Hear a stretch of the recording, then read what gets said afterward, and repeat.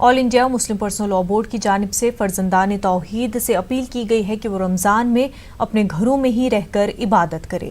مسلم personal law board کے صدر سید رابع حسنی ندوی نے اپنا بیان جاری کرتے ہوئے کہا کہ رمضان المبارک کا مہینہ عبادتوں کا ہے، اس مہینے میں خوب عبادت میں اپنا وقت گزارے۔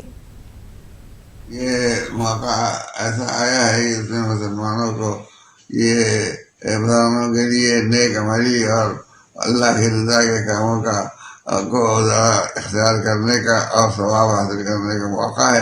اور اسی کے ساتھ یہ جو اس وقت بیماری چل رہی ہے اس کا تقاضا بھی یہ ہے کہ مسلمان اپنے گھروں میں لگاتار رہیں اور اللہ کی رضا کے کاموں میں مصروف ہوں، اور اس طریقے سے یہ مہینہ زیادہ خوبی کے ساتھ اور زیادہ فائدے کے ساتھ گزرے گا۔ اور یہ مہینہ جب آتا ہے تو اس کی جو برکتیں ہیں اور اس کے جو نفع ہیں وہ مسلمانوں کو بتائے جاتے ہیں، اور ماشاءاللہ ہمارے علماء نے ان کا تذکرہ کیا ہے